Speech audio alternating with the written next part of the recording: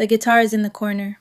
The journal has 3 entries. The course is 12% complete. The business idea lives in a notes app you haven't opened since March. Sound familiar? Yeah, we're doing this one today. Welcome to Why Am I Like This Kiosk, the channel that asks the questions you've been quietly avoiding. Today we're getting into one of the most common, most frustrating, and most misunderstood patterns in human behavior. Why you start everything with genuine excitement and finish almost none of it. And I'll tell you right now, it's not because you're lazy. It's not because you lack discipline. The actual reason is more interesting, more psychological, and honestly, a little inconvenient. Let's get into it. Part 1. The dopamine hit of starting. Here's what nobody tells you about starting something new. It feels incredible, and that feeling is entirely chemical. When you decide to start something, a new project, a new habit, a new skill, your brain releases dopamine. Not when you finish, not when you make progress, when you decide. The moment the idea becomes a plan, your brain rewards you as if you've already done the thing.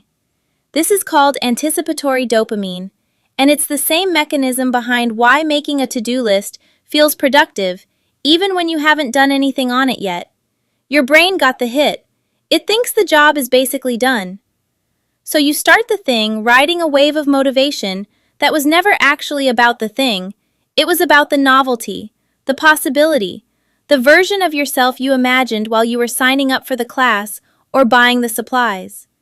And then the novelty wears off, the dopamine drops, and what's left is just the work, unglamorous, slow, uncertain, and your brain, now bored, starts scanning for the next new thing to get excited about.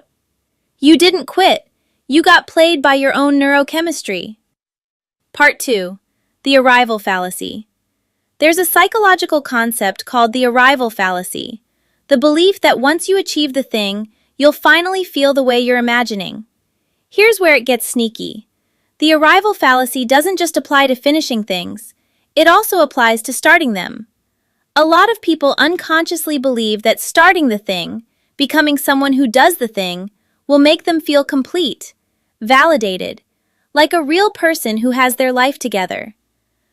But that feeling doesn't arrive, because it was never attached to the activity. It was attached to the fantasy of the activity. And once the reality sets in, the actual difficulty, the actual slow progress, the actual gap between where you are and where you imagined you'd be, the fantasy dies, and so does the motivation.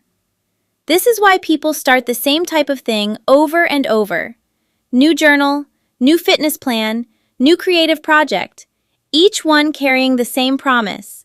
This time it'll feel the way I need it to feel. Each one quietly abandoned when it doesn't. Part 3. Fear of the middle. The beginning is exciting.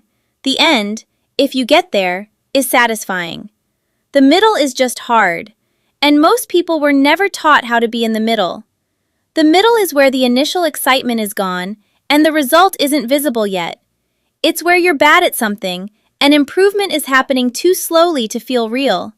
It's where self-doubt lives, where comparison creeps in, where you ask yourself if this is even worth it, and you don't have an answer yet because you haven't finished. Psychologists call this the valley of despair in skill acquisition, the point where you know enough to see how much you don't know, but not enough to feel competent. It's the most common quitting point, not because people are weak, because nothing prepared them for how uncomfortable this specific phase feels. The people who finish things aren't people who enjoy the middle, they're people who decided the finish line mattered more than the discomfort of getting there. Part 4. Identity mismatch. This one is quieter, but it might be the most important. A lot of unfinished projects aren't abandoned because they got hard. They're abandoned because at some point, you stopped seeing yourself as someone who would finish them. Identity shapes behavior more than motivation does. You can want something genuinely and still not do it, if the doing of it doesn't match who you believe you are. I'm not really a finisher. I'm more of an ideas person. I always do this. These aren't observations, they're decisions, and every time you repeat them, you make them more true. The fix isn't to suddenly believe you're a different person. It's to collect small evidence that you are. Finish something tiny, then something slightly less tiny, not to prove anything to anyone else, but to update the story you're telling yourself about what you're capable of. Part 5. What actually helps? Okay, practical. Let's go. Reduce the start. The version of the thing you're imagining is too big. Make it embarrassingly small. Not, I'll write for an hour every day. I'll write one paragraph. Not, I'll work out. I'll put on the shoes.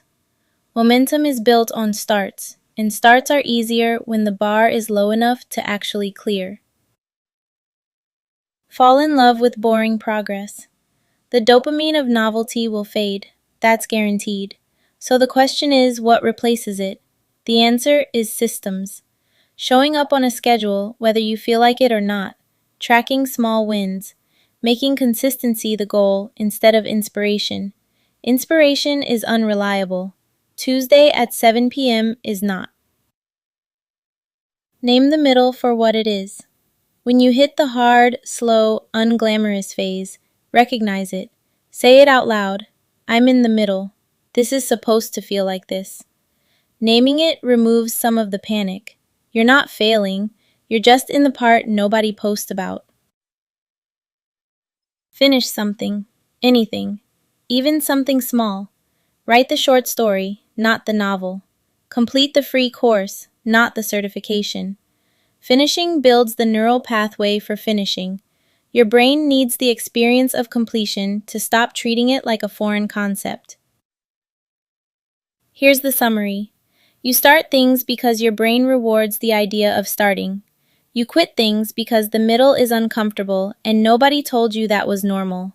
And you repeat the cycle because the story you're telling yourself about who you are keeps writing the same ending. None of that makes you lazy.